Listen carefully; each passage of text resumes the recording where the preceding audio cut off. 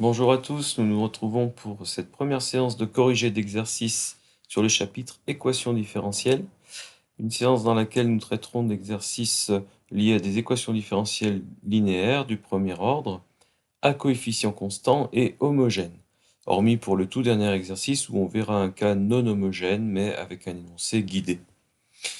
Très bien, démarrons tout de suite avec l'exercice 1 qui nous propose une classification de quelques équations différentielles en fonction de l'ordre de la linéarité, homogénéité et coefficient constant. Alors j'affiche tout de suite les réponses. La première équation différentielle est effectivement du premier ordre. Y seconde par exemple est absente. Et elle est non linéaire puisque y multiplie y' dans le premier terme. Je vous rappelle que pour une équation linéaire, les termes doivent être séparés, y d'un côté, y' dans un autre terme, et ainsi de suite, et chaque fonction a la puissance 1. Mais si y multiplie y', elle est non linéaire. La deuxième équation différentielle est d'ordre 2, puisqu'y seconde apparaît, et elle n'est pas linéaire, puisque 1 sur y' représente y' puissance moins 1. La troisième équation différentielle est du premier ordre. Elle est linéaire suivant les critères que j'ai énoncés. Est-ce qu'elle est homogène? Non, puisqu'on a un terme qui est 4 où la fonction n'apparaît pas. Et à coefficient constant non plus, puisque 2x multiplie y'. Alors attention, si 2x multipliait aussi y, l'équation pourrait être simplifiée par 2x, et à ce moment-là, elle serait à coefficient constant. 2y' moins y égale sinus x est linéaire, n'est pas homogène, mais est à coefficient constant. Les coefficients sont ceux qui multiplient y et ses dérivés, bien entendu. Donc la dernière équation différentielle est du second ordre linéaire, à coefficient constant, mais non homogène, puisqu'on a le terme x où y n'apparaît pas. Alors, quelques questions du même ordre. Dans l'exercice 2, 2xy' moins y égale 4 est-elle linéaire? Oui. Est-elle à coefficient constant? Non, puisque 2x multiplie y'. Écrire l'équation homogène associée, 2xy' moins y égale 0. y' moins x au carré est-elle linéaire? Non, puisque y fois y'. Montrer qu'on a une équation linéaire en grand Y égale y au carré. Alors, on précise, on n'était pas obligé de le faire, que grand Y', donc d grand Y sur dx, c'est la dérivée de y carré, donc c'est 2y y'. Alors, on retrouve grand Y' dans l'équation différentielle de départ, où y' représente 1/2 de grand Y'. Donc l'équation différentielle en grand Y devient celle qui apparaît en dernier ici, qui est effectivement linéaire. Alors parfois, pour des équations non linéaires, on peut avoir un changement de variable à effectuer qui rend l'équation linéaire. L'équation y' moins y égale 0 est linéaire, à coefficient constant et homogène. Enfin, deux dernières questions qu'on traite dans la foulée. Y' égale 2y carré n'est pas linéaire, bien entendu, puisque y carré. Y' égale sinus xy n'est pas linéaire, parce qu'on n'a pas y, mais sinus y. Un QCM maintenant, où on va expliquer par élimination pourquoi la bonne réponse est celle qui est cochée. Alors, l'équation différentielle y' moins xy égale 5 n'est pas homogène parce qu'on a le terme 5. Elle n'est pas à coefficient constant parce qu'on a x devant y, et elle n'est pas du second ordre, bien entendu. Parmi ces équations, laquelle est linéaire? La première non, parce que y', la troisième y au carré, la dernière 1 sur y, donc y puissance moins 1. L'équation différentielle donnée en troisième est, alors elle n'est pas homogène puisqu'on a le terme supplémentaire plus 1, du premier ordre non puisqu'on a y seconde, à variable séparable, alors là c'est une question de cours un petit peu plus technique, mais on a expliqué, et d'ailleurs dans la suite du cours, que les équations du second ordre n'étaient pas à variable séparable. Seules les équations du premier ordre peuvent l'être. Parmi les fonctions proposées, laquelle est une solution de xy' plus y égale 1? Alors là, il faut tester les fonctions proposées dans l'équation différentielle. Et on s'aperçoit après tâtonnement que en fait, les deux dernières sont effectivement des solutions de cette équation différentielle. Voilà, en particulier, en allant un petit peu plus loin dans le cours, on pourrait constater que 1 est une solution particulière de l'équation différentielle. Excusez-moi, et que 1 sur x ou moins 1 sur x sont deux solutions de l'équation différentielle homogène associée. Mais je vous laisserai l'occasion de résoudre ce type d'équation d'une manière complète, sous cette forme d'ailleurs, dans un TD suivant et en exemple de cours. Exercice 4. Alors, trouver la solution des équations différentielles qui vérifie les conditions données. Donc, il faut non seulement résoudre une équation, mais en plus trouver la solution parmi l'ensemble des solutions qui vérifie, alors ici par exemple, f de 0 égale 2. Bon, déjà, pour l'ensemble des solutions de l'équation différentielle, elle est à coefficient constant et homogène, donc on a notre solution exponentielle, y égale c exponentielle de moins 3x. Ensuite, si on veut que f de 0 soit égal à 2, eh bien, il faut que c exponentielle de 0 soit égal à 2, donc que c égale 2. Même genre de résolution pour cette deuxième équation. Je traduis quand même l'équation de départ en y' plus 6y égale 0, ce qui me dit que y est égal à c exponentielle de moins 6x. Et f de 0 égale 1 va m'imposer une constante c égale à 1. Alors, une application maintenant, population microbienne. La vitesse d'augmentation d'une population microbienne est à chaque instant proportionnelle d'un facteur k à la quantité de microbes vivants. En gros, plus il y en a et plus la population augmente vite. Combien de temps faut-il pour doubler cette population? Alors effectivement, pour doubler la population, lorsqu'on est sur ce rythme de croissance, il faut toujours le même temps, quel que soit l'instant où on regarde. C'est le propre d'une croissance exponentielle. Et d'ailleurs, l'équation différentielle qu'on va poser aura une solution exponentielle, comme les fonctions du dessus dans l'exercice 4. Alors on est en train de dire donc que si on appelle Q de t la quantité de microbes à un instant t, alors la vitesse d'augmentation de cette population, autrement dit Q' de t, est proportionnelle à Q de t, d'un facteur k. Donc, on a une équation différentielle sur la fonction Q, qui est Q' de t égale k fois Q de t, dont la solution est bien sûr c exponentielle de kt. Alors maintenant, combien de temps faut-il à cette fonction pour doubler de valeur? Eh bien, choisissons deux instants t1 et t2 qui séparent le doublement de la population, donc q de t2 est censé être égal à 2q de t1. Mais comme j'ai une expression pour q de t, je vais mettre ça en équation. Ce puissance 4 t2 doit être égal à 2 fois ce puissance 4 t1, ce qui signifie que e puissance 4 t2 sur e puissance 4 t1 égale 2. Et que donc, e puissance k facteur de t2 moins t1 égale 2. Alors, puisque ce qui nous intéresse, c'est la durée nécessaire pour doubler la population, eh bien, je suis en train de rechercher t2 moins t1. Donc, je passe au logarithme pour faire redescendre t2 moins t1. Et donc, kt2 moins t1 doit être égal à ln2, ce qui signifie que t2 moins t1 doit être égal à ln2 sur k. Donc, on a ce qui, dans un sens décroissant, pourrait s'appeler une durée de demi-vie, mais ici, c'est une durée de doublement de vie. ln2 sur le coefficient k nous donne le temps nécessaire au doublement de la population, quel que soit t1.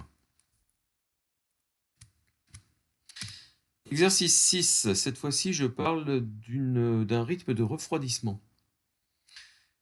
Dans cet exercice, les températures sont exprimées en degrés Celsius et le temps en heures. La vitesse de refroidissement de la surface d'un matériau est proportionnelle à sa différence de température avec l'air ambiant. Donc plus la différence de température est forte avec l'air ambiant, et plus la température du matériau diminue vite. Plus la différence de température est faible, et plus la température du matériau diminue lentement.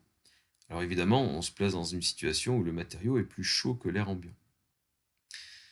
Alors, on montre physiquement hein, que la vitesse de variation de température, donc T' de T, grand T est la température, petit t est le temps, est égale à moins A facteur de T moins 20, où petit a est un coefficient positif, et donc le signe moins devant petit a nous dit que T' de T va être négative à partir du moment où T de T est supérieur à 20. Alors, on a une équation qui n'est pas homogène. Si on développe, on a T' de T égale moins A T de T plus 20A. Donc on a le terme plus 20A. Alors, on va nous proposer un changement de variable en notant y de t égale t de t moins 20, montrer que la fonction y vérifie y' égale moins ay. Ben, oui, bien entendu, moins ay, on l'a dans le deuxième membre de l'équation différentielle.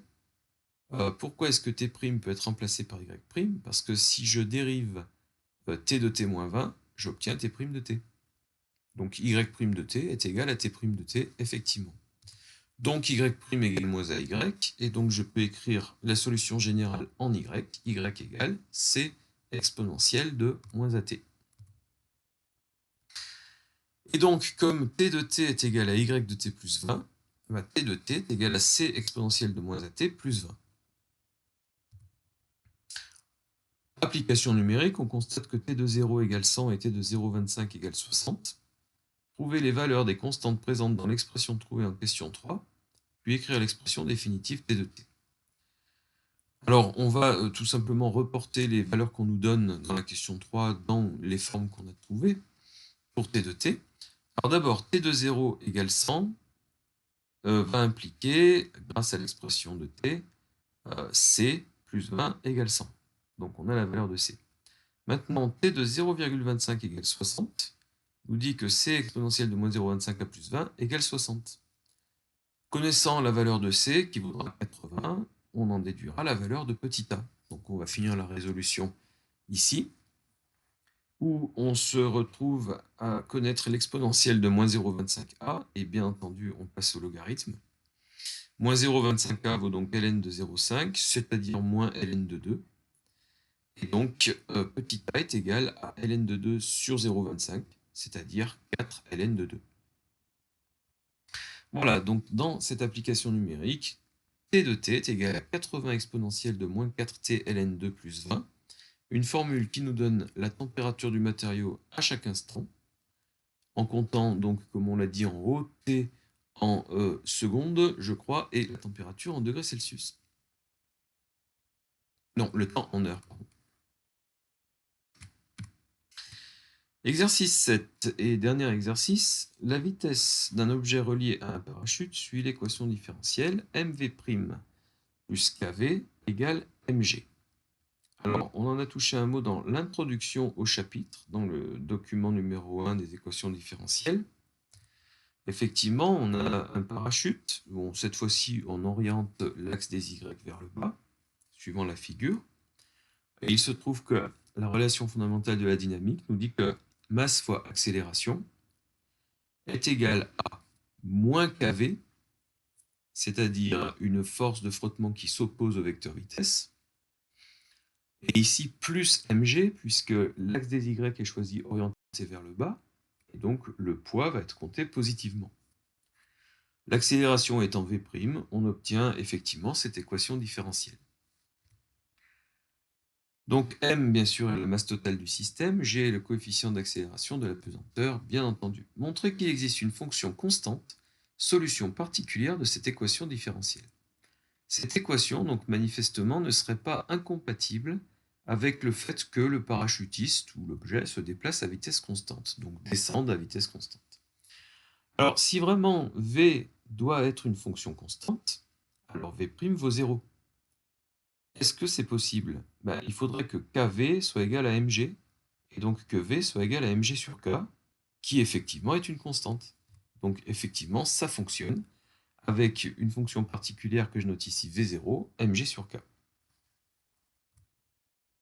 Alors bien entendu, ça n'est pas la seule possibilité physique pour notre objet accroché à son parachute que de se déplacer à vitesse constante.